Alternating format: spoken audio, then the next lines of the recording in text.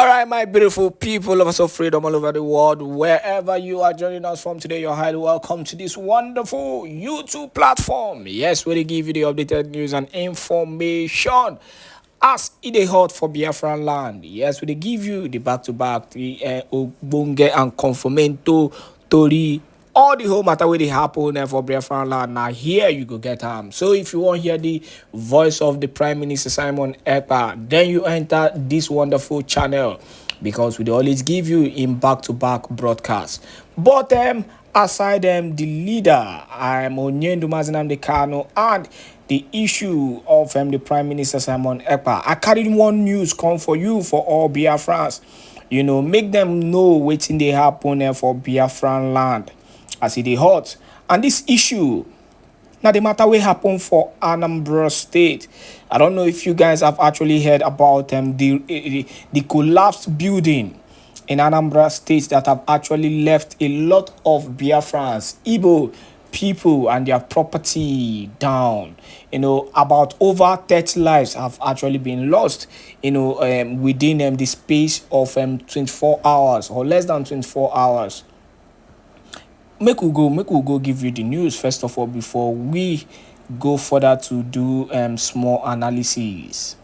5 killed, 26 rescued in Anambra building collapse. At least 5 people were killed and 26 others rescued when a building collapsed at a market in Anambra State on Monday evening. The market, Oduigbo Market, is in Ochanja, Onitsha North local government area of Southeast State. Our news platform learned that the collapsed building was still under construction.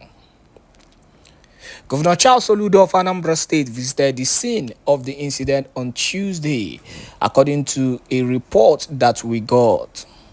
Speaking to a crowd of residents at the scene, Mr. Soludo expressed sadness over the residents, describing it as tragic. The governor, in a video clip seen by our news platform, confirmed the recovery of 5 corpses from the collapsed building at the rescue of 26 persons who were trapped in the rubble. He said, rescue efforts were ongoing to locate those still trapped under the rubble, just as he regretted the incident, which he noted could have been avoided. Mr. Charles Soludo revealed that the collapsed building was still under construction by a private developer without a government approval. He reiterated his commitment to address illegal construction in the state. My government did not approve of this building, he said. We will redesign this area and build it properly. All buildings constructed without proper approval will be brought down henceforth, including structures currently under construction at other markets, he said. The governor said he would conduct a comprehensive inventory of buildings in markets and public places within the state. Markets will undergo integrity tests to identify and remove potentially unsafe structures, and individuals found responsible for illegal construction will face legal consequences, he said. He emphasized the importance of prioritizing public safety, vowing to eradicate the impunity and lawlessness surrounding unauthorized construction. And that is that on that issue, you know, in as much as Governor Charles Soludo has not been on the good books of so many Biafrans. But the reality is that I'm going to look at this whole issue of the building collapse, you know, from a different angle. The country is bad, and some of these constructors, what they are doing, you know, basically is they are trying to manage equipment, you know, so that they can make more gain. You see them, you know, using one bag of cement to just mold, you know, to mold substandard blocks. At the end, you see this these buildings collapsing on daily basis because the foundation of the buildings are not strong enough. And that is a problem. A lot of people are dying innocently, because of this evil and wickedness. I call it wickedness because it is the government that have actually allowed this kind of wickedness to come upon our people. Imagine, for example,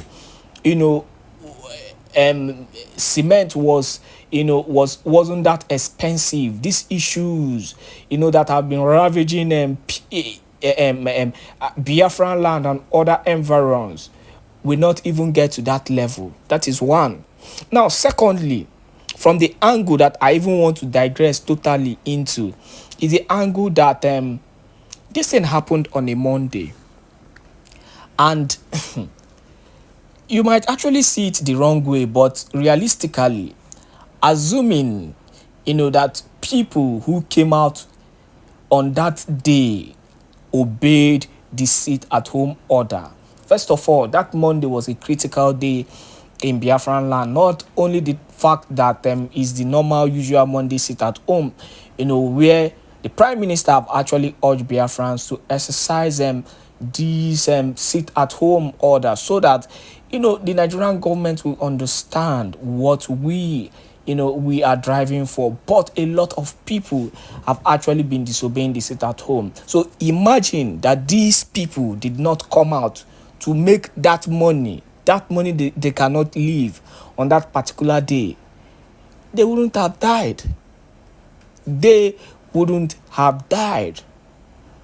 So it is not a bad thing for me to come out and say, the cause of the land is totally in support of this sit-at-home because so many bloods were spilled.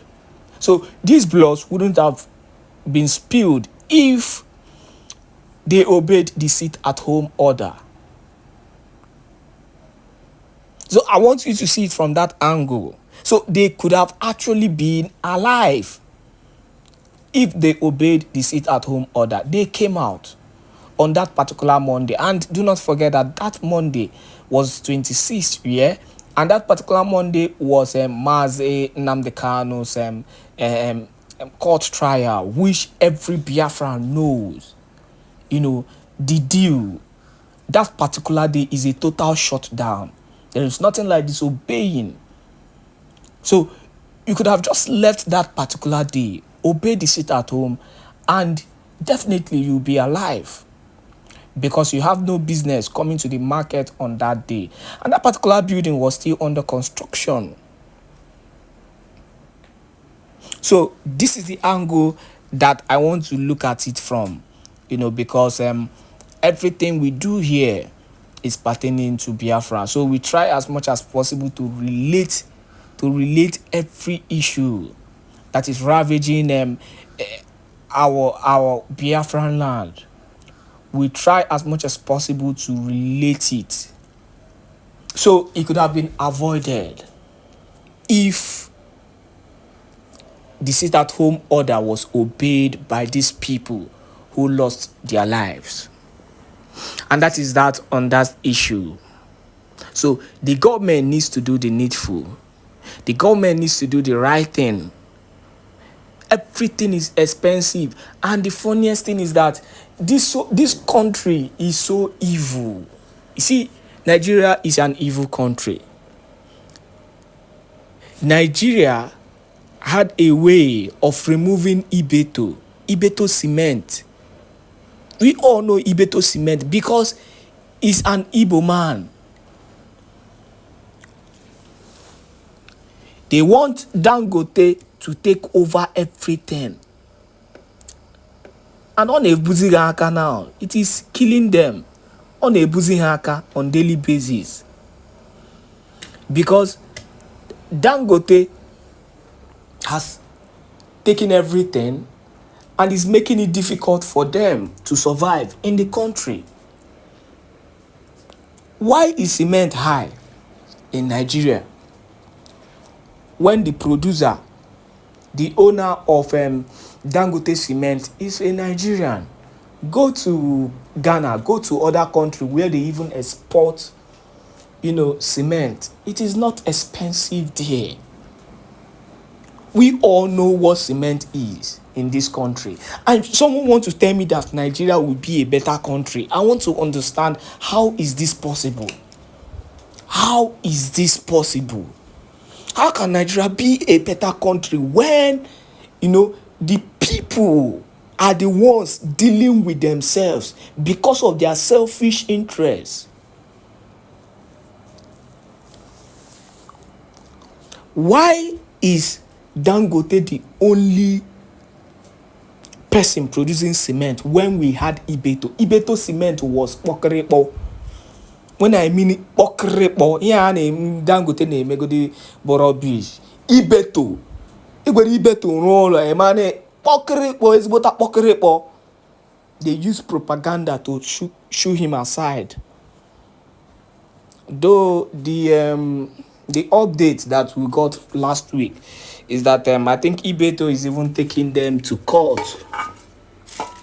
Ibeto is taking them to court currently. So that is the issue. And the funniest thing and the most painful part is, even in this their evil and wickedness, it is innocent masses. Those who are innocent are the collateral damage of their evil. The innocent ones are the ones paying for the price of evil being committed by their government. That is why everybody needs to understand the reason why Biafra should come. Everybody needs to understand the reason why Biafra should come. Look at what Alex Oti is doing in Abia State currently, a Biafran. This was exactly the same thing Anambra Kanu was talking about, on how Biafra is meant to be. It will not take the government anything to give 24/7 power supply. How many months did it take? Alex Oti to show you that Nigeria has actually remained perpetually wicked because of their selfishness? You have to understand that. I'm not going to talk much on this issue, but I want you to continue to share this news, so that people will keep on hearing our voice and people will understand the reason why we need Biafra and why Biafra needs to come as quickly as possible. On that note, I say thank you once again for joining us, and do not forget to subscribe to this channel. Turn on your notification so that you too can get notified whenever we drop our spanking news. God bless you.